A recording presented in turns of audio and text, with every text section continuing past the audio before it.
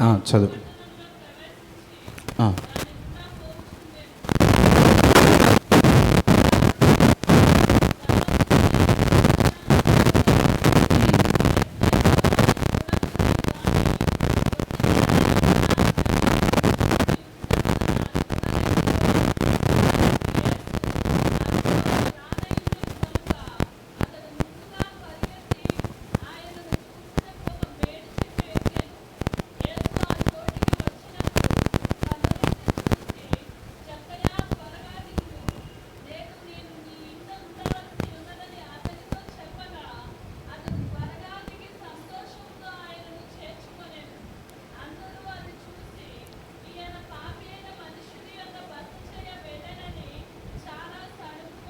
చాలండి, చిన్న ప్రార్థన చేసుకుందాం అందరం. అలాగే కళ్ళు మూసుకుని తలలు వంచినట్లయితే చిన్న ప్రార్థన.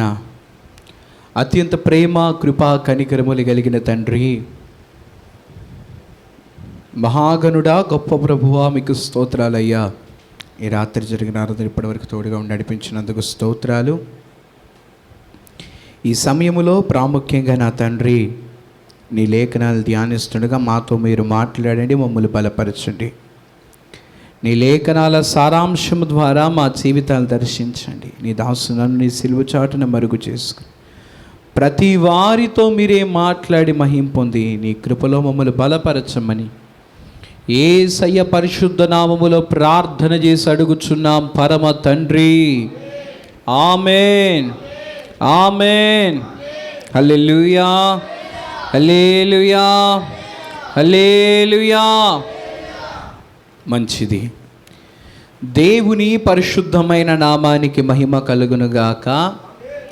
ప్రభునందు ప్రియ దేవుని బిడ్డలారా, మరొకసారి ఈ రాత్రికాల సమయంలో దేవుని సన్నిధికి వచ్చిన మీకు అందరికీ కూడా యేసయ్య నామములో వందనాలండి. దేవుడు మనలందరినీ దీవించునుగాక.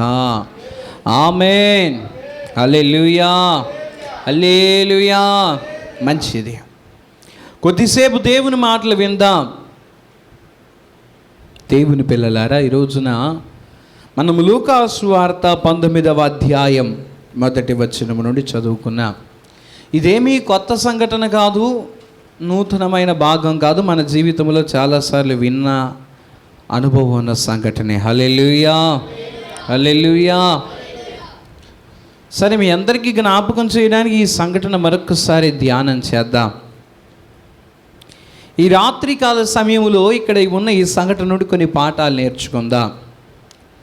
ఈ 19వ అధ్యాయం 1వ వచనంలో కనబడే భాగం ఏంటంటే 1 నుండి 10 వచనాల వరకు జక్కయ్య అనబడిన ఒక వ్యక్తి గురించిన భాగం ఇక్కడ కనబడుతుంది.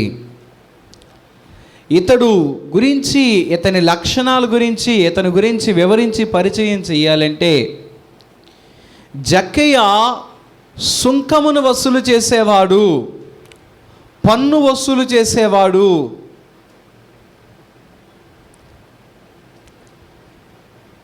కరెంటు వాడినందుకు మనకి నెలాఖరులు ఏమొచ్చింది? మీకు రాదా? మరి ఎందుకు అట్లా చూస్తున్నారు? మీరేమో అట్లా ఉంటారు, మేము ఎలాగోలా అడ్జస్ట్ అయిపోతున్నాం. ఎవరైనా పాస్టర్ గారిని పిలిస్తే ఆయన మీ వెంక చూసి ఏంటమ్మా అర్థం కావట్లేదా అంటున్నాడు ఆయన. దైవజనులు ఏమో మిమ్మల్ని చూసి భయపడుతున్నారు. కాబట్టి అన్నిటికీ స్పందించడం నేర్చుకోండి. స్తోత్రం చెప్పండి ఒకసారి మంచిగా. హల్లెలూయా. సరే, జాగ్రత్తగా వినండి. కరెంటు వాడినందుకు ఏమొస్తుంది? కరెంటు బిల్లు వచ్చింది. నీళ్లు వాడినందుకు 3 నెలలకు ఒకసారి సంథింగ్ ఏదో ఉంటుంది దాని డ్యూరేషన్. ఆ సమయంలో వాటర్ బిల్లు వచ్చింది. అదేవిధంగా మనం ఆ ప్రాంతంలో నివసిస్తూ ఒక ఇల్లు కట్టుకున్నందుకు మనకి ఇంటి పన్ను కూడా వచ్చింది. ఇంటి పన్ను కూడా వచ్చింది. దేవుని పిల్లలారా, మరి ఇక్కడ ఇది పంచాయతీ కాబట్టి ఇక్కడ వచ్చిద్దో రాదో, మరి ఇక్కడ కూడా వచ్చిద్ది అనుకుంటా. ఎక్కడైనా వచ్చింది. సరే, ఆ రోజుల్లో కూడా ఆ ప్రాంతములో నివసించే ప్రజలందరూ కూడా ఆ దేశమును పరిపాలిస్తున్న రాజుగారికి వారు ఎవరైనా సరే పన్ను సుంకము కడతా ఉండేవాళ్ళు. దేవునికి స్తోత్రం చెల్లిద్దామా? హల్లెలూయా. ఈ రోజుల్లో పన్ను ఉంది, రేపు పన్ను ఉంటుంది. ఇంకా మీకు అర్థమయ్యేలా చెప్తాను. ఈ రోజుల్లో మనకి పన్ను పెరిగిపోతున్నాయి, ఛార్జీలు పెరుగుతున్నాయి, బిల్లులు పెరుగుతున్నాయి. మన 2 వారాల నుంచి మేనిఫెస్టోలు వస్తున్నాయి వరుసగా. ఎవరి కాళ్ళు సంబరపడిపోతున్నారు పార్టీల వాళ్ళు అందరూ. నాకు ఒకటే బాధ, ఇప్పుడేమో అన్నీ ప్రకటించేస్తారు, రేపటి రోజున ఏం చేస్తారు? మరి ఎవరైనా ఎక్కడి నుంచి తెస్తారండి? గౌరవనీయులైన జగన్మోహన్ రెడ్డి గారు కావచ్చు, గౌరవనీయులైన చంద్రబాబు నాయుడు గారు కావచ్చు, మరి ఇతర ఏ పార్టీ నాయకులైనా ఎక్కడి నుంచి తీసుకొస్తారు? వాళ్ళ ఆస్తులు మేము పెట్టలేరు కదా. మళ్ళీ మన జేబులో తీసి మనకే ఇవ్వాలి. మరి ఓటు వేయాలంటే మనమేమో శుభ్రంగా వేయము. మనకు ఓటు గురించి చెప్పేటప్పుడు 1000 రూపాయలు కావాలి, ఓటు మేనిఫెస్టోకో 1000 రూపాయలు కావాలి, ప్రచారానికి వచ్చినప్పుడు 1000 రూపాయలు కావాలి, ఓటేసే ముందు 1000 రూపాయలు కావాలి. తీసుకుంటున్నారా మీరు కూడా డబ్బులు? తీసుకోండి, తీసుకుని వాటిలో కూడా దశంభాగాలు తీయండి. ఏం వద్దు అసలు. మీరు వాటిలో ఒక్క పైసా కూడా తీసుకురా మాకండి.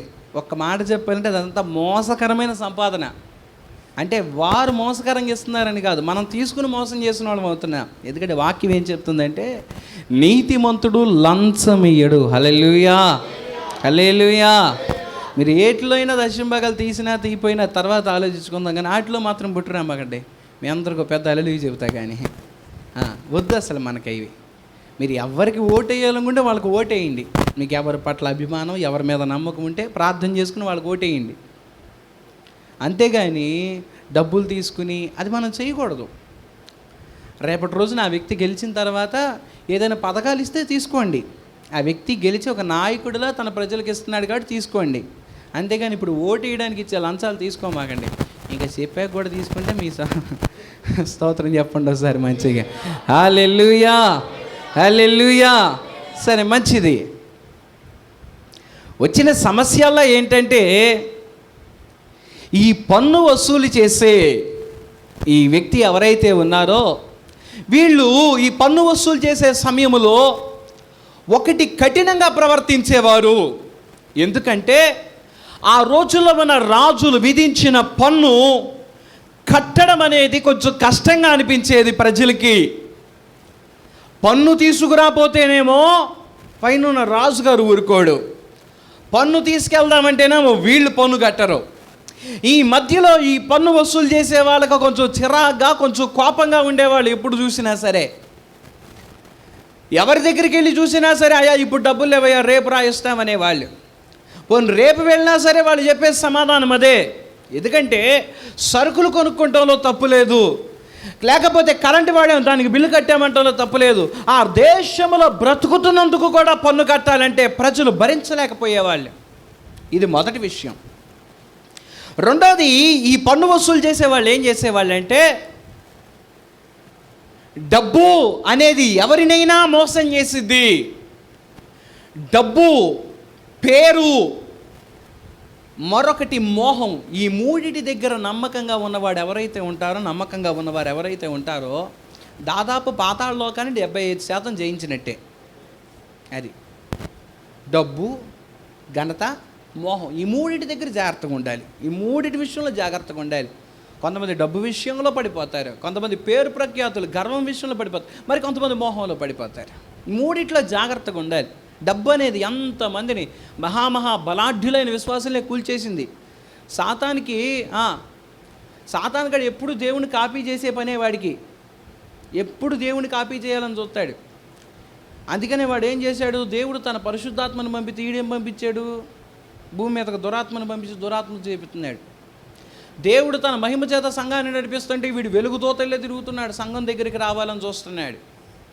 ఇలాగా వాడు ఎప్పుడు చూసినా సరే ఏం చేస్తాడు, వాడిదంతా ఒకటే పాలసీ, ఖర్చు తక్కువ లాభం ఎక్కువ అంటాడు వాడు.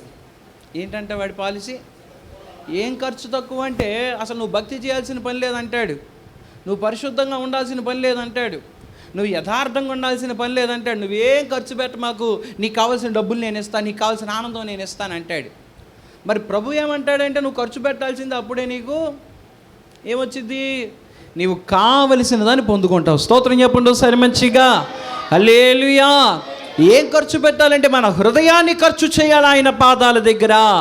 భక్తి, ప్రార్థన, విశ్వాసం వీటిని ఖర్చు పెట్టాలి. అప్పుడేమొస్తుంది?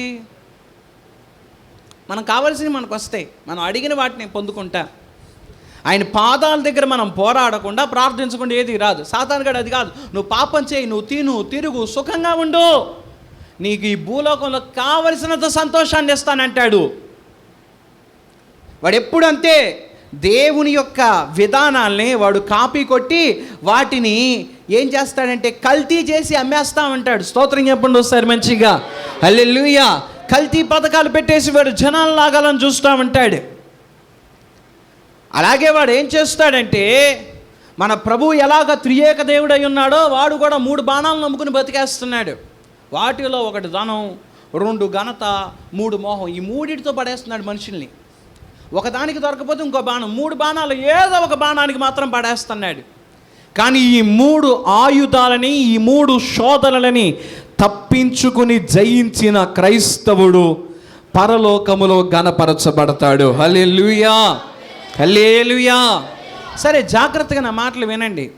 జక్కయ్య గారి గురించి ఎందుకు ఇదంతా చెప్తున్నానంటే, ఈ పన్ను వసూలు చేసేవాళ్ళు ఏం చేసేవాళ్ళు అంటే కాస్తంత ఎక్కువ రాస్తూ ఉండేవాళ్ళు. ఏం పెద్దగా పెట్టేవాళ్ళు కదా, 0 ఎక్స్ట్రా రాసేవాళ్ళు అంతే. 0కి విలువ ఉండదు అనుకునేవాళ్ళు, ఏమో మరి 0 ఎక్స్ట్రా రాసేవాళ్ళు అంతే. ఆ రకంగా వారు ఆ తప్పుడు లెక్కలు రాయడం వలన ఆ ప్రాంతంలో ఈ పన్ను వసూలు చేసేవాళ్ళంటే మహా దుర్మార్గులు అనుకునేవాళ్ళు. మొదటిగా వీళ్ళు ఎందుకు దుర్మార్గులని పిలువబడేవారంటే, ఎప్పుడు చూసినా కోపంగా, కఠినంగా, డబ్బులు ఇవ్వన్నా వినకుండా వచ్చి ఆ పన్ను వసూలు చేసుకుని ఇంట్లో ఉన్న వాటిని తాకట్టు పెట్టైనా సరే డబ్బులు లాక్కెళ్ళిపోయేవాళ్ళు. రెండవదిగా, కట్టవలసిన పన్ను కంటే వసూలు చేయవలసిన దానికంటే ఏం చేసేవాళ్ళు? అది నా మాటలు జాగ్రత్తగా వినండి. ఈ రకముగా జక్కయ్య గారి యొక్క జీవితం ఉంది. దేవుని పిల్లలారా, అయితే ఒక రోజున యెరికో పట్టణానికి ఎవరు వచ్చారంట? యేసు ప్రభువారు వచ్చాడు. హల్లెలూయా, హల్లెలూయా, హల్లెలూయా. యెరికో పట్టణం అనేది వాస్తవానికి ఒక శపితమైన పట్టణము, శాపగ్రస్తమైన పట్టణము. ఆ పట్టణములో అనేక సంవత్సరముల క్రితము ఆ పట్టణంలో ఏ మంచి కూడా లేదు, జరగదు అని దైవజనుడైన యెహోషువ ప్రవచించాడు. మంచి సమరయుడు ఉపమానంలో కూడా మనం అనేకసార్లు చెప్పుకుంటూ ఉంటాం. యెరూషలేము నుండి ఆ మనుషుడు యెరికోకి వెళ్ళాడు. దీవెనకరమైన నగరంలో నుండి ఎలాంటి నగరంలోకి వెళ్ళాడు? శాపకరమైన నగరంలోకి వెళ్ళాడు. హల్లెలూయా. యెరికో అనేది శాపకరమైన పట్టణానికి సాదృశ్యం. దేనికి సాదృశ్యం చెప్పాలి? శాపానికి సాదృశ్యం అనండి. చెప్పాలి, దేనికి సాదృశ్యం? దేనికి సాదృశ్యం? శాపానికి సాదృశ్యం. దేవునికి స్తోత్రం చెల్లిద్దామా? మంచితనం అనేది దానిలో లేదని కనబడుతుంది. కానీ యేసయ్య ఆ పట్టణానికి వచ్చాడు. అయితే నా మాట జాగ్రత్తగా వినండి. ఆ పట్టణం మంచి పట్టణం కాదు, శాపకరమైన పట్టణం. ఆ పట్టణంలో ఏ మంచి లేదు, అనేక శాపాల చేత కొట్టబడుతుంది. అనేక తిరుగుబాట్లు దేవునికి విరోధంగా ఆ పట్టణంలో జరిగాయి. దేవుని ప్రజలకు, దేవుని సన్నిధికి విరోధంగా ఒకప్పుడు ఆ పట్టణం ఎత్తైన ప్రాకారాలు కలిగి ఉన్నది. దేవుని యొక్క బలము చేత దాని ప్రాకారాలు కూల్చివేయబడినట్టుగా చూడగలుగుతున్నా, దాని కొమ్ములు కొట్టివేయబడినట్లుగా చూడగలుగుతున్నా. అటువంటి శాపాన్ని అనుభవించిన యెరికో పట్టణం గురించి వాక్యం ఏమని మాట్లాడుతుందంటే, యేసయ్య ఆ పట్టణానికి వెళ్ళాడు. యేసయ్య ఆ పట్టణానికి వెళ్ళగానే ఏం జరుగుతాయి? అద్భుతాలు జరుగుతాయి. స్తోత్రం చెప్పండి ఒకసారి మంచిగా, హల్లెలూయా, హల్లెలూయా. అయితే ఇక్కడ ఒక మాట మీరు గమనించాలి. యేసయ్య ఆ పట్టణానికి వెళ్ళగానే అద్భుతాలు జరగలేదు. కానీ యేసయ్య ఆ పట్టణంలో నడుస్తూ ఉండగా, యేసయ్య ఆ పట్టణంలో జీవిస్తూ ఉండగా, శాపకరమైన ఆ పట్టణములో శాపకరమైన బ్రతుకుతున్న జక్కయ్య జీవితం మార్చబడింది.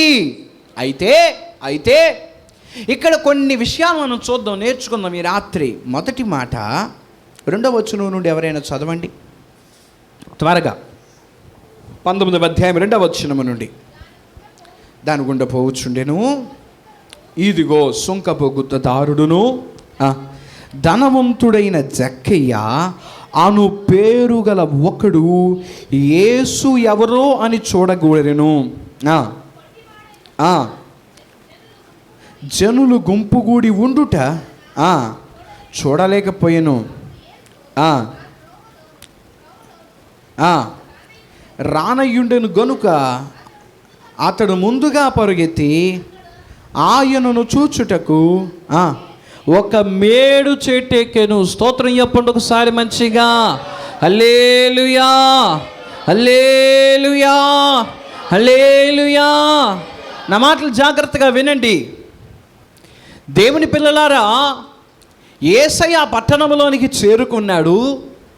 ఆ పట్టణానికి యేసయ్య వెళ్ళిన తర్వాత జరిగింది ఏంటంటే, ఆయన మార్గంలో వెళుతున్నాడని జక్కయ్యకి తెలిసింది. జక్కయ్యకి తెలిసి యేసయ్య ఎవరో జక్కయ్య చూడాలి అనుకున్నాడు. యేసయ్య ఎవరో ఏం చేయాలనుకున్నాడు చెప్పాలి. ఏమనుకున్నాడంట? చూడాలి అనుకున్నాడు. స్తోత్రం చెప్పండి ఒకసారి మంచిగా. హల్లెలూయా, హల్లెలూయా, హల్లెలూయా. నా మాట జాగ్రత్తగా వినండి. యేసయ్య ఎవరో జక్కయ్య ఏం చేయాలనుకున్నాడు? చూడాలనుకున్నాడు.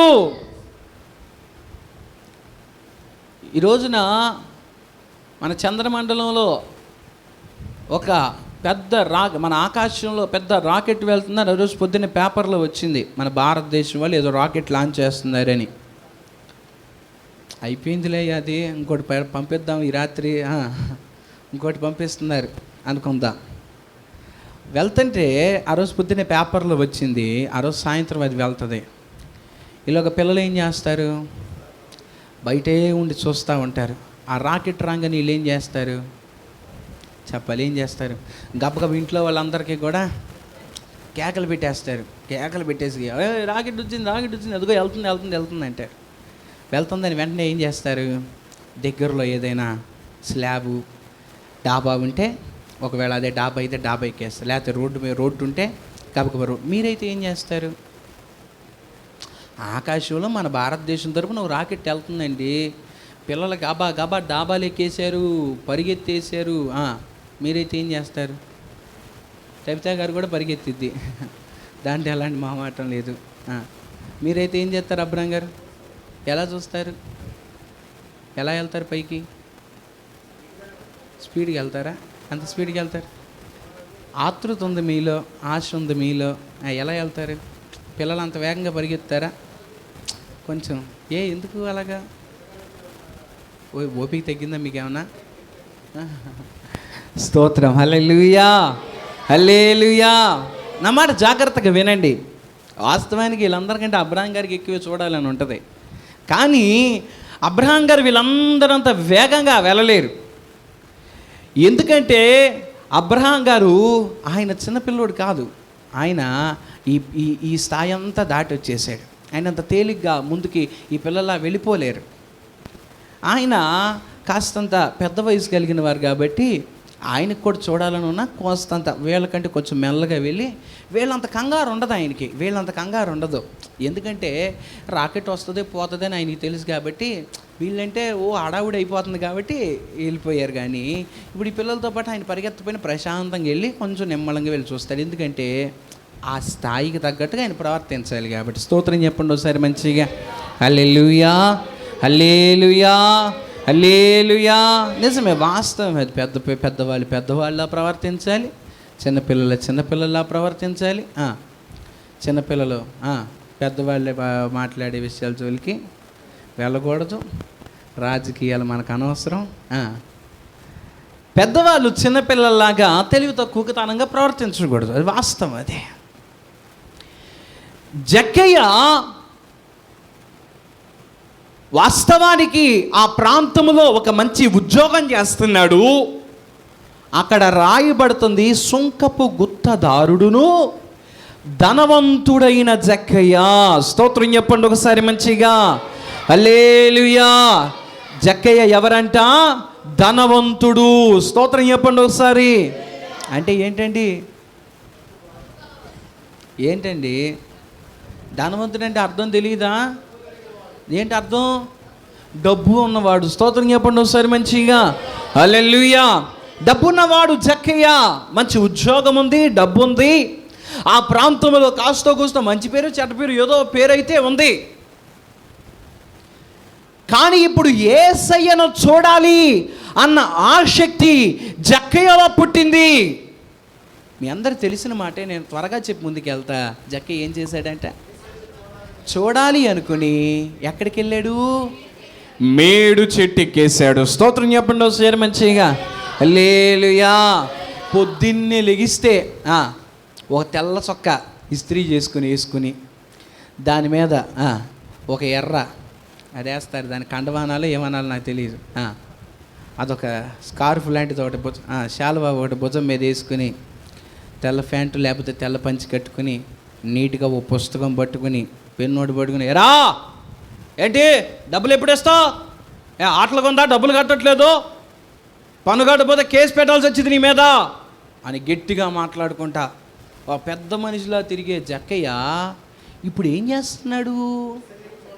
యేసయ్యను చూడాలనిపించి ఎక్కడికి కూర్చున్నాడంట? అసలు నాకు అర్థం కాదండి. ధనవంతుడు, పేరున్నోడు, పెద్దవాడు జక్కయ్య ఇప్పుడు ఏమెక్కేసాడు? చెట్టుకి కూర్చున్నాడండి. స్తోత్రం చెప్పండి ఒకసారి మంచిగా. హల్లెలూయా, హల్లెలూయా, హల్లెలూయా. నాకు మాట అర్థం కాదు. నేను యేసుప్రభు వారి సినిమాలు చాలానే చూసా. కరుణామయుడు, దయామయుడు, శాంతిమయుడు, ఇంకా ఉన్నాయి కదా, ఇంగ్లీష్లో ఉన్నాయి కొన్ని, ప్యాషన్ ఆఫ్ ద క్రైస్ట్ అని, లైఫ్ ఆఫ్ జీసస్ అని, ఇలా కొన్ని ఉన్నాయి. ఏట్లో చూసినా సరే చివరికి చిన్నపిల్లలు కూడా ఎగిరెగిరి చూసిన వాళ్ళు ఉన్నారు, డాబా ఎక్కి చూసిన వాళ్ళు ఉన్నారు, ఆటలో చూపించిన వాళ్ళు కూడా చిన్నపిల్లలను తమ భుజాల మీద కూర్చోబెట్టుకొని చూపించిన వాళ్ళు ఉన్నారు. కానీ యేసయ్యను చూడడానికి చెట్టు ఎక్కిన వాళ్ళని ఎక్కడ చూడలేదండి నేను. కానీ జక్కయ్య ఏం చేశాడు? పాస్టర్ గారు చాలాసార్లు మాకు తెలుసండి, ఎందుకు చెబుతున్నారండి అనుకుంటున్నారా? చిన్న మాట చెబుతా, జాగ్రత్తగా వినండి. జక్కయ్య జీవితంలో చాలా పెద్ద కార్యమే జరిగింది. జరగడానికి గల మొదటి కారణం ఏంటంటే ఆసక్తి కలిగి ఉన్నాడు. తన ఆసక్తి విషయంలో అతడు సిగ్గుపడలేదు. స్తోత్రం చెప్పండి. హల్లెలూయా, హల్లెలూయా. సంఘంగా, దేవుని పిల్లలుగా ఈ రాత్రి మనం నేర్చుకోవలసిన మాట ఏదైనా ఉందా అంటే, దేవుని సన్నిధికి వస్తూ ఉన్న మనము, దేవుని పిల్లలుగా బ్రతకడానికి ఇష్టపడుతున్న మనము, దేవుని రాజ్య వారసులుగా సిద్ధపడుతున్న మనమందరూ నేర్చుకోవాల్సింది ఏంటంటే, దేవుని కార్యము చూడాలి అంటే మనలో మొదటిగా ఉండవలసింది ఆసక్తి ఉండాలి. స్తోత్రం చెప్పండి ఒకసారి. హల్లెలూయా, హల్లెలూయా. ఏముండాలి మనలో? ఆసక్తి ఉండాలి, ఆసక్తి ఉండాలి. దేవుడు మన జీవితంతో ఏం మాట్లాడనై ఉన్నాడో, దేవుడు మన జీవితాన్ని ఎలా మార్చనై ఉన్నాడో, దేవుడు మన జీవితాన్ని ఎలా బలపరచనై ఉన్నాడో, ఏ కార్యాలు దేవుడు మన జీవితంలో చేయనై ఉన్నాడో, ఏ అద్భుతాలు మన జీవితంలో దేవుడు చేయనై ఉన్నాడో, ఏ కృపను ప్రభు మన జీవితంలో అనుగ్రహించనై ఉన్నాడో, యేసయ్య కొరకైన ఆసక్తి మనము కలిగి ఉండాలి. స్తోత్రం చెప్పండి ఒకసారి మంచిగా. హల్లెలూయా, హల్లెలూయా. ఆసక్తి కలిగిన వారే కార్యాలు చూడగలుగుతారు. మనలో ఆసక్తి లేకపోతే కార్యాలు జరగవు. నేను ప్రసంగం మొదలుపెట్టిన కాడ నుంచి కొన్ని కోట్ల సార్లు చెబుతా, నా వైపు చూడండి, నా వైపు చూడండి, నా వైపు చూడండి అని. నా ముఖం మీద ఏమన్నా తోలు బొమ్మలు ఆడుతున్నాయా నా వైపు చూడడానికి? మరి లేకపోతే నా యొక్క చూస్తే ఏమొచ్చిందండి మీకు? నాకు అర్థం కాక అడుగుతాను. ఆ విషయం మీ అందరూ తెలుసు కాబట్టి చక్కగా తలకాయలు తెంచుకుని నిద్రపోతున్నారు. ఎందుకంటాను నా వైపు చూడమని? ఎందుకంటాను నా వైపు చూడమని చెప్పాలి. ఎందుకంటాను? మీరు అసలు చూస్తుంటే నాకు ఎంత అనీజీగా ఉంటుందో తెలుసా? ఒకళ్ళు మనం చూస్తున్నారంటే ముక్కు గూరుకోవడానికి ఉండదు, చెమట తుడుచుకోవడానికి ఉండదు. ఇదివరకు అట్ట పడితే అట్టు ఉండేవాడిని, ఆ తర్వాత ఇది తప్పట్లేదు. ఎక్కడికి వెళ్ళి ఇది అలవాటు అయిపోయింది. ఎందుకు? ఒకళ్ళు మనల్ని గమనిస్తున్నారు అనగానే ఆటోమేటిక్గా తెలియని ఫ్రీనెస్ పోయి ఎక్కడ లేని పొలైట్నెస్ అంతా వచ్చేద్ది మనలోకి. చాలా జాగ్రత్తగా ఉండాలి. స్టేజ్ అపీరెన్స్ అనేది మెయింటైన్ చేయాలి. బోర్డులు ఉంటాయండి, ఆ ప్రసంగ శాస్త్రంలో నేర్పిస్తూ ఉంటారు. ఇవన్నీ పాటించాలి. అదే మీరు అందరు తలకాయలు దించుకుని కూర్చుంటే నేను కూడా కళ్ళు మూసుకుని ఇదివరకు దైవజనులు ఆర్ఆర్కే మూర్తి గారు రేడియో ప్రసంగాలతో కొన్ని లక్షల మందిని మార్చేశాడు. స్తోత్రం చెప్పండి ఒకసారి మంచి. హల్లెలూయా, హల్లెలూయా. ఇప్పటికైనా సరే ఎప్పుడైనా అవకాశం దొరికితే ఆ దైవజనుడి మాటలు అలా యూట్యూబ్లో పెట్టుకుని కళ్ళు మూసుకుని వింటా ఉండండి. అసలు ఆ ఒక్కొక్క మాట వింటా ఉంటుంటే ఆయన గుండెలో కూర్చుని వాక్యం చెప్తున్నట్టు ఉంటుంది ఏంటో కానీ. స్తోత్రం చెప్పండి ఒకసారి మంచిగా, హల్లెలూయా. చాలా అద్భుతమైన దైవజనులు.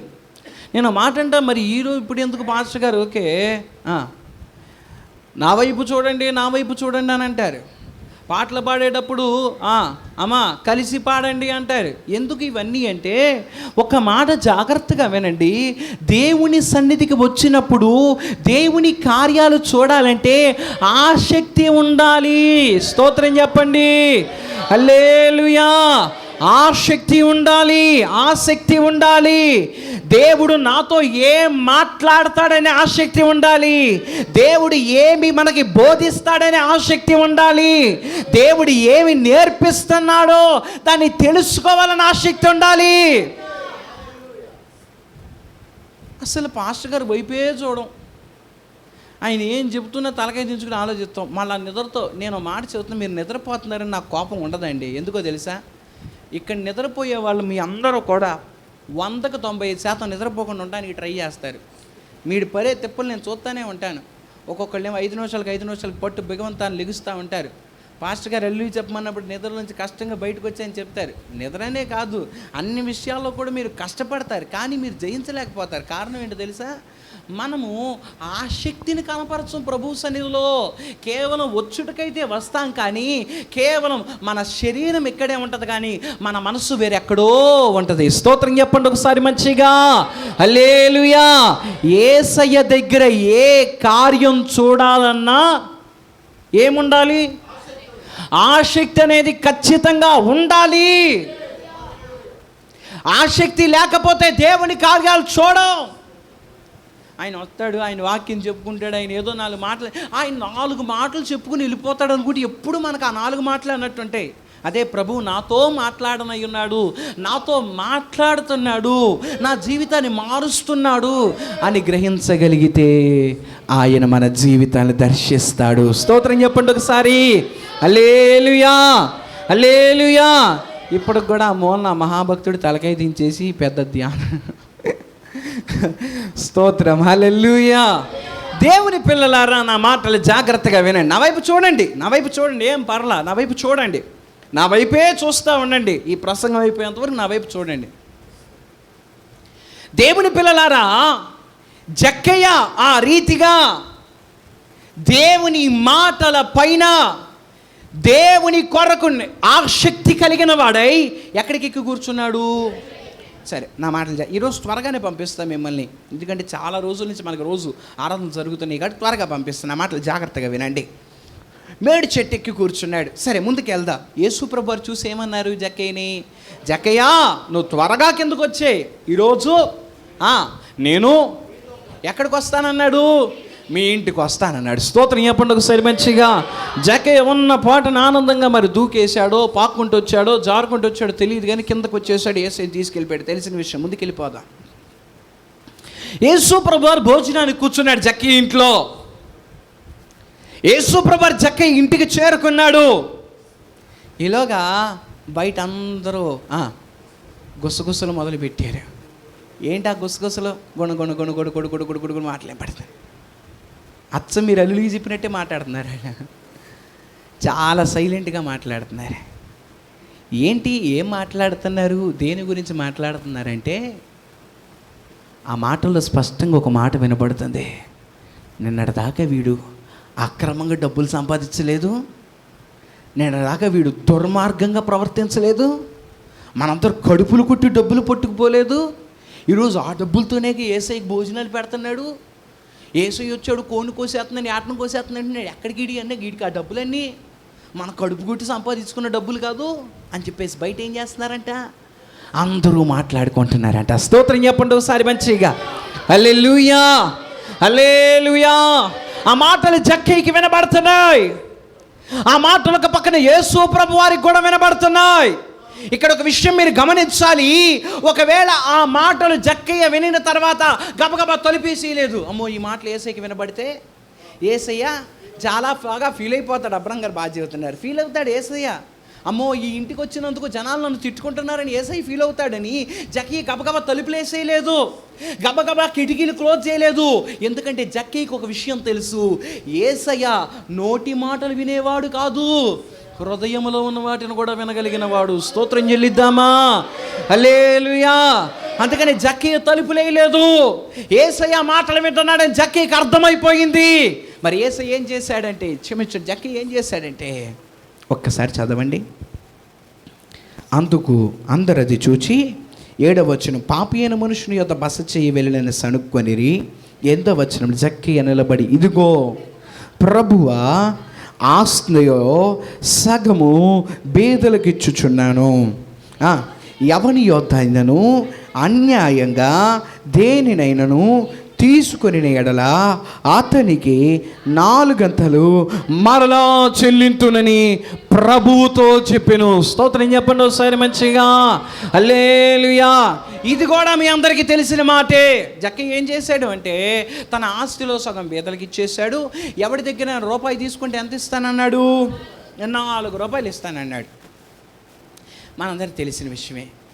అని జక్కయ్య ఏం చేశాడు? అక్కడ గట్టిగా ప్రకటన చేశాడు. ఇక్కడ ఒక విషయం మీరు గమనించాలి.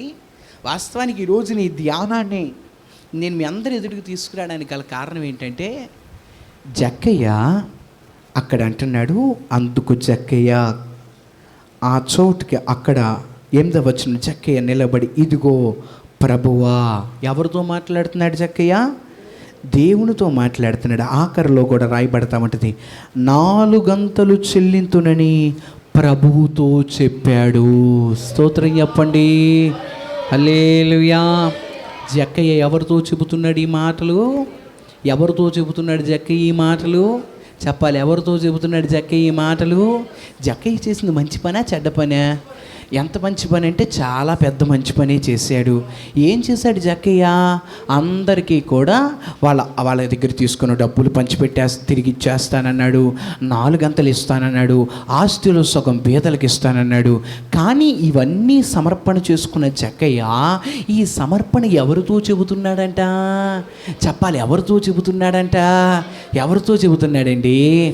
దేవునితో చెబుతున్నాడు. అనండి ఒకసారి. ఎవరితో చెబుతున్నాడు? దేవునితో చెబుతున్నాడు. స్తోత్రం చెప్పండి ఒకసారి మంచిగా. హల్లెలూయా, హల్లెలూయా. ఈ మాట ఈ రోజున మీ అందరికి గుర్తు చేయడానికి గల కారణం ఏంటంటే, మనం చాలాసార్లు ఈ సందర్భం వింటాం, కానీ జక్కయ్య నిలబడి అక్కడికి వచ్చిన వాళ్ళందరికీ కూడా, రబ్బాయ్ మీరు ఆ మాట మాట్లాడమాకండి, ఇక నుంచి మీ దగ్గర తీసుకున్న డబ్బులు రిటర్న్ ఇచ్చేస్తా, నా ఆస్తిని మీకు పంచిపెట్టేస్తా అని జక్కయ్య చెప్పాడేమో అన్నట్లుగా మనం అర్థం చేసుకుంటాం.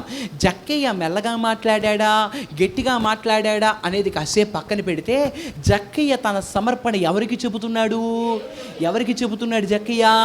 దేవునితో చెబుతున్నాడు. స్తోత్రం చెల్లిద్దామా? జక్కయ్య చేసిన పని మంచిదే కావచ్చు, సమర్పణ గొప్పదే కావచ్చు, కానీ ఆ సమర్పణ దేవునికి చెబుతున్నాడు, క్రియలు మనుష్యులకు చూపిస్తున్నాడు. అర్థమైందా నా మాట? సమర్పణ ఎవరితో చెబుతున్నాడు? సమర్పణ ఎవరితో చెబుతున్నాడు? చేస్తానన్న పని అంతా ఎవరితో చెబుతున్నాడు? నేను ఇలా చేయబోతున్నానని ఎవరితో చెబుతున్నాడు? ఇప్పుడు చేసే పనులని ఎవరికి చేస్తున్నాడు? మనుష్యులకు చేస్తున్నాడు. స్తోత్రం చెల్లిద్దామా? హల్లెలూయా. సమర్పణేమో ప్రభువుకు మాత్రమే కనబడిస్తున్నాడు, క్రియలేమో మనుష్యులకు కనబడనిస్తున్నాడు. అందరి ముందు జక్కయ్య, మీ అందరి డబ్బులు రిటర్న్ ఇచ్చేస్తా, మీ అందరికి నా ఆస్తిని పంచిపెట్టేస్తా అని చెప్పేసి జక్కయ్య మాట తప్పే వ్యవహారాలు చేయట్లేదు. తను చేస్తున్న పని ఏంటో తెలుసా? ఒకటి, తను దేవునికే తన సమర్పణ చెబుతున్నాడు. రెండవదిగా, తను చేసిన సమర్పణ కొరకైన క్రియలు, తను ఏ సమర్పణ అయితే చేశాడో, ఏ నిబంధన అయితే చేసుకున్నాడో, ఏ తీర్మానం అయితే చేసుకున్నాడో, దానికి తగిన క్రియలు, దానికి తగిన జీవితము, దానికి తగిన ప్రవర్తన మాత్రం అనేకులు ఎదుట కనబడేటట్లు చేస్తున్నాడు. స్తోత్రం చెప్పండి. హల్లెలూయా, హల్లెలూయా, హల్లెలూయా. నేను ఈ రాత్రి ఒక మాట మీ అందరికీ గుర్తు చేస్తా జక్కే జీవితం నుండి. నన్ను ఈ మాట ఎంతో బలపరిచింది. మన సమర్పణ, మన భక్తి, మన తీర్మానం దేవునికి కనబడితే చాలు, మన క్రియలు మాత్రం మనుష్యులకు కనబడాలి. కానీ ఇక్కడ వచ్చిన సమస్య ఏంటో తెలుసా? మన సమర్పణ తీర్మానాలు మాత్రం ఏ వీధిలో చూసినా ప్రచారం వెళ్ళే కొనసాగుతూ ఉంటాయి, కానీ మన క్రియలు మాత్రం ఎక్కడా కనపడవు. ఏదైనా మనం ఇంత సమర్పణ చేసుకుంటే దాని గురించి 100 మంది తెలుసుకుంటే బాగుండు అనుకుంటా. నేను ఘనపరచబడాలి, ఘనత పొందుకోవాలి. సపోజ్ ఎగ్జాంపుల్ చెప్తాను. కొన్ని మందిరాలకు వెళ్ళినప్పుడు ఫ్యాన్ మీద పేరు ఉంటుంది. రీసెంట్గా పాస్టర్ గారు చెబుతున్నారు, ఆయనకు వచ్చిన కష్టం ఎవరికి రాకూడదు. ఒక విశ్వాసి ఆదివారం పాస్టర్ గారు చెమటలతో వాక్యం చెబుతుంటే సంఘం అంతా చెమటలతో తడిసిపోతున్నారు. చాలా పేద సంఘం. ఒక భార్య భర్త లేచి అన్నారంట. భర్త ఇటువైపు కూర్చున్న భర్త లేచి అన్నాడు, అటువైపు కూర్చున్న భార్య లేచి ఉంది. సాక్ష్యాల సమయంలో మన మందిరంలో ఏం లేవు, ఫ్యాన్లు లేవు, చెమటలతో తడిసిపోతున్నాం. వచ్చే ఆదివారం మేము మందిరానికి 2 ఫ్యాన్లు కొనుక్కొస్తాం అన్నారంటే. పాస్టర్ గారు సంతోషించారు. ఆ వారం ఆయన ఏదో ప్రార్థన నుండి వెళ్ళి వచ్చాడు. వచ్చే ఆదివారం వచ్చే సమయానికి 2 ఫ్యాన్లు మందిరంలో బిగిచ్చేసి ఉన్నాయి. వాళ్ళు ముందుగానే తాళం తీసుకుని, అయ్యగారు మేము బిగిచ్చి చేస్తామని బిగిచ్చేసారు. ఒక ఫ్యాన్ ఏమో మగవాళ్ళ వైపు, ఒక ఫ్యాన్ ఏమో ఆడవాళ్ళ వైపు ఉంది. బలిపీఠం మీద ఫ్యాన్ లేదు. సరే వీళ్ళు మొగుడు పిల్లలు వీళ్ళ ఫ్యాన్లు వీళ్ళు బిగించుకున్నారని పాస్టర్ గారు పాపం ప్రశాంతంగా ఆయన వారం మళ్ళీ చెమటలతో వాక్యం చెబుతుంటే 2 వారాలకు మళ్ళీ ఇంకొక ఆవిడ లేచింది. పాస్టర్ గారు, అయ్యా మీరు అలా చెమటలతో తడిసిపోతున్నారయ్యా, మీ మీద ఫ్యాన్ లేకపోతే నాకేంటోలా ఉందయ్యా. మా మీద ఫ్యాన్లు ఉన్నాయి కానీ మీ మీద ఏం లేదు, ఫ్యాన్ లేదు, నాకేదోలా ఉందయ్యా. అంటే ఏం చేస్తాంలేమ్మ, కానీ దేవుడు ఇచ్చినప్పుడు ఇస్తాడంటే. అయ్యా దేవుడు నన్ను ప్రేరేపించాడు, నేను వచ్చే వారం పట్టుకొస్తా ఫ్యాను, మీరు వచ్చేటప్పుడు బిగిచ్చేస్తానన్నాను. మళ్ళీ ఈవిడెక్కడ బిగించుద్దని పాస్టర్ గారు ముందే చెప్పాడంట. అమ్మా తల్లి ఇదిగో నేను ఈ డయాస్ మీద ఉంటాను, డయాస్ మీద బిగించు, నా కోసమైన ఫ్యాన్ అంటే అని చెప్పాడట. ఆవిడ అట్టాగే అయ్యా అని చెప్పేసి వెళ్ళింది. ఆ వారం తాళం తీసుకుని ఆ మెకానిక్ని తీసుకొచ్చి అక్కడే బిగించింది. తర్వాత వచ్చే వారం వచ్చి ఫ్యాన్ వేసుకుందామని చూస్తే ఫ్యాన్ స్విచ్కు టేప్ వేసేసి ఉంది. స్విచ్ వేయకుండా టేప్ వేసేసి ఉంది. ఒక ఫ్యాన్ ఏమన్నా సరిగ్గా బిగించలేదు కాబోలు, వైర్లు కనెక్షన్ సరిగ్గా వేయలేదు కాబోలు, ఫ్యాన్ వేస్తే ఏమన్నా షార్ట్ సర్క్యూట్ అయిద్దని ఏమన్నా పెట్టారేమో, మెకానిక్ సరిగ్గా పని చేయలేదేమోనని పాస్టర్ గారు ఫ్యాన్ వేసుకోకుండా ఆ వారం కూడా కూర్చుని ఆరాధన అయిపోయాక అన్నాడంట, మా మంచి ఫ్యాన్ తెచ్చారమ్మా అన్నాడంట. అవునయ్యా 1500 అయిందయ్యా ఫ్యాను అని అందంట. చాలా మంచిదమ్మా, దేవునికి స్తోత్రం, మీకు వందనాలమ్మా. అంటే మరి ఏంటమ్మా మెకానిక్ ఎప్పుడు బిగిస్తాడంటే ఫ్యాన్ అంటే బిగిచ్చేసాడయ్యా, మన ఆదివారం అయిపోయి మన బుధవారం మీ దగ్గర తాళం తీసుకెళ్ళాగా బిగిచ్చేసాడు. మరి టేప్ వేసారు ఏంటమ్మా అంటే, మరి నా పేరు కనపడదుగయ్యా ఫ్యాన్ తిరిగితే అందంట. ఏం కనపడదు, ఫ్యాన్ మీద పేరు రాపించింది, శాంతమ్మ, బి శాంతమ్మ అని రాపించింది. దాని మీద ప్రతి రెక్క మీద శాంతమ్మే ఉంది.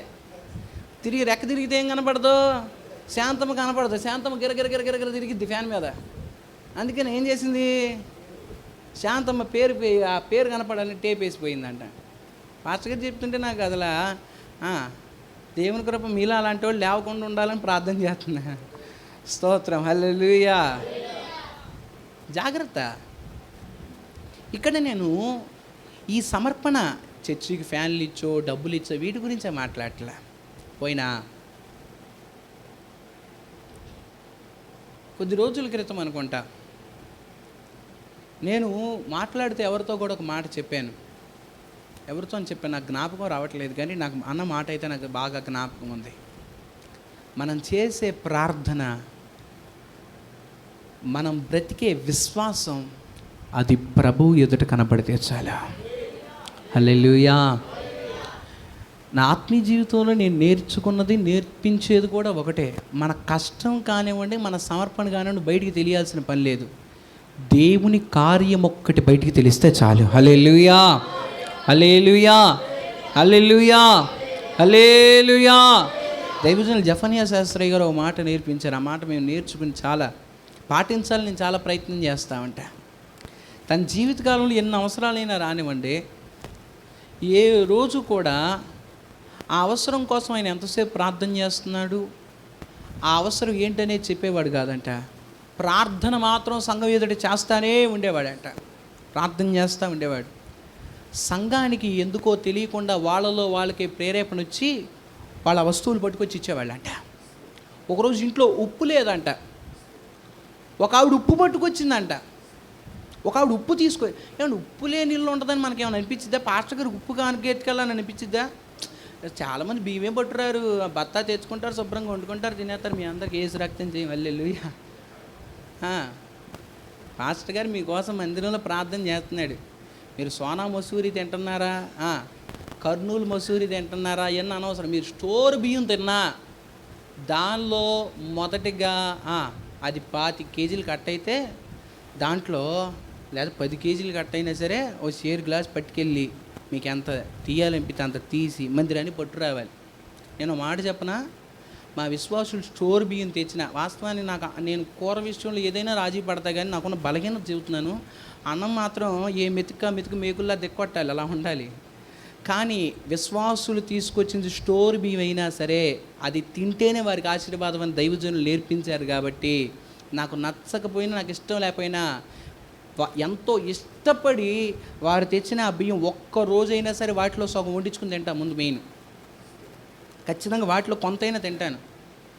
మరి పుల్లుగా ఎందుకు తినరని మళ్ళీ నా మీద ఆ నిందలు ఏమాకండి. ఆ బియ్యం మాత్రం ఖచ్చితంగా తింటాను. స్టోర్ బియ్యం తెచ్చినా తింటా. నాకు వంకాయ కూర ఇష్టం ఉండదు. మా విశ్వాసులు వంకాయ పట్టుకొస్తే మా మామ వంకాయ కూర అని అంటది. అమ్మ నాకు ఈరోజు అన్నం వద్దనంటే మీ విశ్వాసులు పట్టుకొచ్చారు నాయన అంటది. పట్టురా వేసే ప్లేట్లో అని అంటమే. ఇక కళ్ళు మూసుకుని గట్టి తినేసేయడమే, అంతే. ఏసు రక్తం చేయం. అలాగని ఇష్టంగా ముఖం ఇట్ట పెట్టుకుని తిన్నాం, పూర్తి ఇష్టంగా తింటా. పంచపక్ష పర్వణాలు తింటా. ఎందుకంటే బిడ్డలు దీవించబడాలి. హల్లెలూయా, హల్లెలూయా. దేనికి పనికిరాని వాడిని, దేనికి అయోగ్యత లేని వాడిని. వాస్తవానికి ఏ కోచైనా కూడా మీ కష్టార్జితాన్ని తీసుకోవడానికి నాకు ఏ యోగ్యత, ఏ అర్హత లేదు. కానీ ప్రభు తన సేవ కోసం అభిషేకించి ఇక్కడ దైవజనులు పెట్టి మీరు వారు ఇచ్చిన దాన్ని సంపూర్ణంగా దీవించి ప్రార్థన చేస్తేనే మనకు ఆశీర్వాదం అన్నాడు. కాబట్టి ఖచ్చితంగా ఏం చేస్తాం, అది తీసుకుని వారి కోసం ప్రార్థన చేస్తూ ఉంటాం. హల్లెలూయా, హల్లెలూయా, హల్లెలూయా. మళ్ళీ మనం ధ్యానంలోకి వెళ్దాం. ఇక్కడ సమర్పణల గురించే కాదు నా మాట. వాస్తవానికి మాట్లాడుతున్న మాట ఏంటంటే మనము ఏది చేసినా ఆ సమర్పణ దేవునికే తెలియాలి. హల్లెలూయా. చెప్పా జఫన్యా శాస్త్రయ్య గారు, ఆయన ఎప్పుడు చెప్పే ఆ రోజు ఉప్పు లేదంట ఆయనకి. ఆమ్లెట్ వేసుకుందామంటే ఉప్పు లేదంట. ఆమ్లెట్ ఏదో సంథింగ్ ఏదో చేసుకుందామంటే ఉప్పు లేదంట ఇంట్లో. ఉప్పు లేక ఆయన అలా కూర్చొని ప్రార్థన చేస్తున్నాడంట. నేను ఉప్పు లేదు ప్రార్థన చేస్తున్నాను అని చెప్పేసి కూడా ఎవరితో అనలేదు. కానీ ఎవరో విశ్వాసకి ఉప్పు పట్టుకెళ్ళాలని ప్యాకెట్లు ఉప్పు వేసుకుని దాని కవర్లో చుట్టుకుని ఉప్పు పెట్టుకెళ్ళిందంట. పాస్టర్ గారు ప్రార్థన చేయండి అంటుందంట. ఏం తెచ్చిందని చెప్పేసి ప్రార్థన చేస్తే ఏముంది, ఉప్పు ఉందంట దాంట్లో.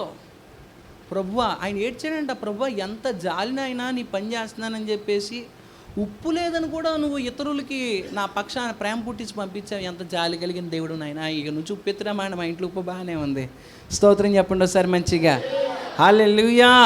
కానీ నేను చెప్తున్న మాట ఏంటంటే మన సమర్పణ. చాలాసార్లు చాలామంది మనం చేసిన ప్రార్థన, మనం ఉండే ఉపవాసాలు, మన మోకాళ్ళ పైన గడిపే ఆ సమయం అందరికీ తెలిస్తే బాగుండు, నలుగురు దాని గురించి మాట్లాడుకుంటే బాగుండు అనుకుంటారు. మనం ఏదైనా చేయబోతుంటే ఆదివారం లేచి అందరికీ దాని గురించి సాక్ష్యం చెబితే బాగుండు అనుకుంటాం. అనవసరమైన పనులు అవన్నీ. నీ క్రియలు కనపడాలి. ఆ సమర్పణ చేయడం ద్వారా నీ జీవితంలో వచ్చిన మార్పు కనపడాలి. నువ్వు మోకాళ్ళపైన రోజుకు 3 గంటలు గడుపుతున్నామని ఎవరికీ తెలియకపోయినా పర్వాలేదు. ఆ 3 గంటలు మనం మోకాళ్ళపైన గడపడం వలన మన మాటల్లో, మన చూపులో, మన ప్రవర్తనలో, మన క్రియల్లో వచ్చిన మార్పు జనాలకు కనబడితే చాలు. స్తోత్రం చెల్లిద్దామా? హల్లెలూయా, హల్లెలూయా. మనము దేవుని సన్నిధిలో చేసిన సమర్పణ అదొక బాహాటంగా గర్వంగా చెప్పబడాల్సిన పని లేదు. కానీ ఆ సమర్పణ వలన కలిగిన మార్పు తెలిస్తే చాలు. జక్కయ్య ప్రభు దగ్గరికి అంటున్నాడు, ప్రభువా నన్ను క్షమించు, నీకు తెలుసు వాళ్ళందరూ ఏం మాట్లాడుతున్నారు నీకు తెలుసు, నీకు వినపడట్లేదు అనుకుంటే నేను తెలివి తక్కువ అవుతా. జక్కయ్య తెలివైనవాడే. ప్రభు దగ్గరికి వెళ్ళి అంటున్నాడు, ప్రభువా వాళ్ళందరూ మాట్లాడిన మాటలకి నేను నీకు సమాధానం చెప్పుకుంటున్నాను అయ్యా. ఇదిగో నా జీవితంలో నేను చేసిన తప్పులు ఇవి, దీనికి నేను సమర్పించుకుంటున్న సమర్పణ ఇది. ఇదిగో ఇప్పుడు నేను చేసుకుంటున్న తీర్మానం, దీనికి తగిన క్రియలు అందరికీ నేను చేస్తాను. స్తోత్రం చెల్లిద్దామా? హల్లెలూయా. ఇంకో మాట నేను చెబుతా. ఇంకో మాట నేను చెబుతా, ఇక్కడ కొంతమంది మరీ తెలివితేటలు ప్రదర్శించేసి దేవునికే సమర్పణ తీర్మానాలు తెలియాలని క్రియలు కూడా దేవునికే చూపించాలన్న ప్రయత్నం చేస్తారు. చిన్న ఎగ్జాంపుల్ చెబుతాను. ఒక రోజున ఒక సహోదరుడు మరో సహోదరుడు తనుకున్నారట. తనుకుంటే ఈ సహోదరుడు మహా తెలివైనోడు, కానీ దేవునికి లోబడతాడు. కొద్ది రోజులు ప్రార్థన చేసుకుంటే ప్రభు అన్నాడు, ఎరా అబ్బాయి ఏంటి వచ్చి దుంపలు తెంచేసేటట్టు అరిచేస్తున్నావేంటి, నువ్వు ఆడితో గొడవపడి వచ్చి ఇక్కడికి వచ్చి కేకలేసిన తర్వాత నీ ప్రార్థన నేను వింటాను అనుకున్నావా ఏంటి, ముందు అతని విషయంలో నీ హృదయంలో ఏం కలగాలి, ఏం కలగాలి, సమాధానం కలగాలి, నువ్వు అతన్ని క్షమించాలని చెప్పాడంట ప్రభు. వెంటనే వీడు ఆ పూటంతా ఆలోచించుకుని ఆ తర్వాత రోజు ఉపవాసం ఉన్నాడు. ఉపవాసం ఉండి మందిరంలోకి వెళ్ళి బైబిల్ ఎదురుగా పెట్టుకుని మోకాళ్ళు వేసి, ప్రభువా పలానా సహోదరుడితో నేను గొడవ పడ్డాను నాయన, అసమాధానంతో ఉన్నాను నాయన, దయచేసి నన్ను క్షమించు, ఇదిగో నీ సముఖంలో ఇప్పుడే ఆ సహోదరుని నేను క్షమించేస్తున్నాను ప్రభువా, దయచేసి నన్ను క్షమించు, ఇక నుంచి అతనికి నాకు ఎలాంటి విరోధం. ప్రార్థన చేసుకున్నాడు, ఇంటికి వెళ్ళిపోయాడు, వచ్చేవారం వచ్చి బల తీసేసుకున్నాడు. అదేమనంటే ఇప్పుడు ఏమంటున్నాడు అతను, నా మనస్సులో నేను అతన్ని, అరే భయ్ తెలివితేటలు మనం దేవుని దగ్గర ప్రదర్శించకూడదు. సమర్పణ భక్తి దేవునికి కనపడాలి, క్రియలు ఎవరికి కనపడాలి. ఇప్పుడు అసలు నువ్వు మనసులో క్షమించినా క్షమించకపోయినా అసలు నువ్వు అసమాధానంగా ఉండొద్దని ప్రభు ఎందుకన్నాడు అసలు నాకు అర్థం కాక అడుగుతా. గొడవ పడొద్దని దేవుడు ఎందుకన్నాడండి? చర్చికి రారానే ఎందుకన్నాడు దేవుడు? ఒక ఇద్దరు మనుషుల మధ్య గొడవ అసమాధానం అనేది ఉంటే వారిద్దరు ఐక్యతతో ప్రభువుని ఆరాధించలేరు. ఇప్పుడు వీడేం చేశాడు, ప్రభు మందిరానికి వచ్చి నేను నా మనసులో అతన్ని క్షమించేశానయ్యా అన్నాడు. ఇక్కడ వీడు క్షమించేశాడు, కానీ మనసులో వాడికి తెలిసిందా వీడికి క్షమించాడని? తెలిసిందా? వాడికి వీడికి ఐక్యత కుదిరిందా? దేవుడు ఒక దైవజనం ద్వారా మాట్లాడన్నాడంట, అబ్బాయి నాయన ఈ ఆటలన్నీ వద్దు కానీ కుదురుగా వెళ్ళి అతన్నితో సమాధానపడు. హల్లెలూయా.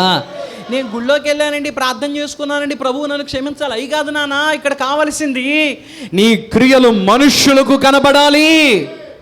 నీ ద్వారా ఎవరైతే బాధపడ్డారో, నీ ద్వారా ఎవరైతే నిందింపబడ్డారో, నీ ద్వారా ఎవరైతే ఇబ్బంది పడ్డారో వారి ఎదుట నీ ప్రేమ కనబడాలి కదా,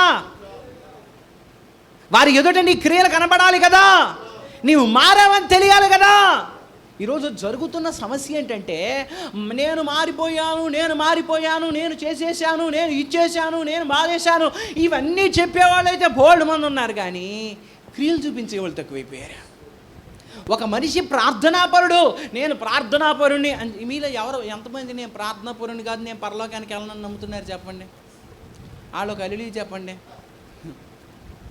ఇంక ఇప్పటికే అమాయకంగా అల్లుడి చేస్తే నిజంగానే అమాయకులే. ఇక దాదాపు మనం అందరం కూడా చివరికి మనం 5 నిమిషాలు ప్రార్థన చేసినా దానికి మన దగ్గర బోల్డ్ కారణాలు ఉంటాయి. పాస్టర్ గారు నేను 5 నిమిషాలు ప్రార్థన చేసినా ఎంత కష్టపడ్డాను తెలుసా, పొద్దున్నే చీకటితో లేచి అసలు నాకు ఎన్ని పనులున్నా ఆ రోజు పిండి రుబ్బాలి, అంట్లు తోమాలి, బట్టలు ఉతకాలి, ఆయన్ని పంపించాలి, పిల్లల్ని పంపించాలి, నేను పొలానికి పోవాలి, లేకపోతే నేను పనికి వెళ్ళాలి, ఇవన్నీ ఉన్నా సరే తెల్లారగట్ట ఎన్నింటికి లేచాను చెప్పాలి, ఎన్నింటికి లేచాను? 4 నేను లేచి 4 5 నిమిషాల ముందే నేను లేచి నేను 5 నిమిషాలు ప్రభువు సన్నిధిలో గడిపి మళ్ళీ ఏం చేశాను, నా పని నేను. ఇప్పుడు ఈవిడ మంచి పని చేసినట్టే కాదా? అంటే ఆవిడ దేవుడు అంటే భయం ఉందా లేదా ఆవిడకి? మరి ఆవిడ దృష్టిలో ఆవిడ ప్రార్థన పర్రాలేనండి, మీరు అట్లా మాట్లాడితే ఎలాగా? రాత్రిపూట అంత అలసిపోయి వచ్చింది, శరీరం అంతా పచ్చుగురుపులా ఉంది, అసలు మంచం మీద ఆనుకుంటే నిద్ర సమూహం వల్లే వచ్చి ఒక వరదలే మీద పడిపోతుంది. కానీ బలవంతంగా లేచి దిండు పక్కకు తోసి జాగ్రత్తగా ఒక పక్కగా మోకాళ్ళు వేసి మళ్ళీ బాచబట్టేసి కూర్చుండి ప్రభు ఊరుకోడని తెలుసు, అందుకనే ఒక పక్కగా బాచబట్టేసి మళ్ళా ఒక 5 నిమిషాలు నిద్ర వస్తున్న కంట్రోల్ చేసుకుంటా ఏం చేశారు, మళ్ళా ప్రార్థన చేసి. ఇప్పుడు చెప్పండి, భయం లేదని ఎట్ట అంటారు మీరు?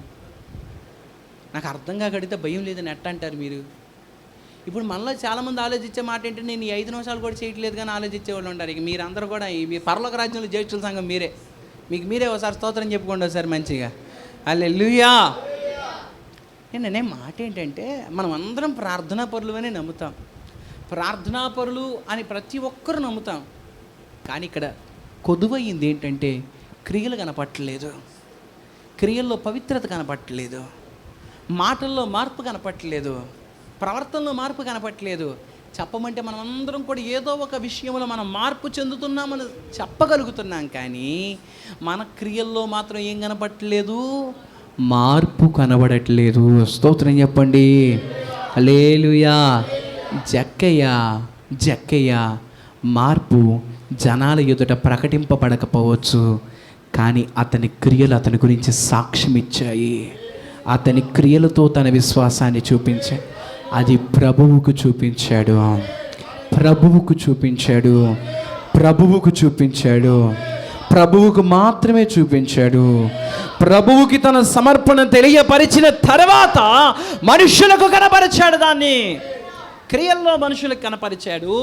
మాటలు చెప్పేది సాక్ష్యము, నిబంధనలు, సమర్పణలు, తీర్మానాలని ప్రభు దగ్గర చేశాడు.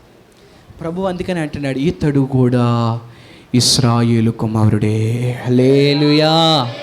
ఇతడు కూడా వాగ్దానం పొందడానికి అర్హుడే. దేవుని పిల్లలారా, మరొకసారి ఈ రాత్రి జ్ఞాపకం చేస్తున్నా, మనందరి సాక్ష్యాలు చాలా గొప్పగా ఉండొచ్చు, కానీ మనందరి క్రియలు ఎలా ఉన్నాయి? నీ మాటల పరిస్థితి ఏంటి? నీ చూపుల పరిస్థితి ఏంటి? మనుషుల ఎదుట నీ ఆలోచన విధానం ఎలా ఉంది? మంచి రోజులు నేను చాలా మారుతున్నానండి, మరి ఇంటికి వెళ్ళిన తర్వాత నీ కోపం ఎలా ఉంటుంది? నీ ఆశా నిగ్రహం ఎలా ఉంటుంది? నీ ప్రవర్తన ఎలా ఉంటుంది? మనుషుల ఎదుట నీ యొక్క విధానం మారినప్పుడే మన జీవితంలో నిజమైన మార్పు కలిగినట్లు. ఆ రీతిగా మనమందరం దేవుని కృప పొందుకుందుము గాక. అందరం కూడా దేవుని సన్నిధిలో తలలో వంచి మోకరించి ప్రార్థన చేసుకుందాం. ఈ రాత్రి ప్రభువు మాట్లాడిన ప్రతి మాటను బట్టి మన జీవితాలు సరి చేసుకుంటూ పరిశుద్ధపరచుకుంటూ ప్రార్థన చేసుకుందాం. దేవుని చేతికి అప్పగించుకుందాం.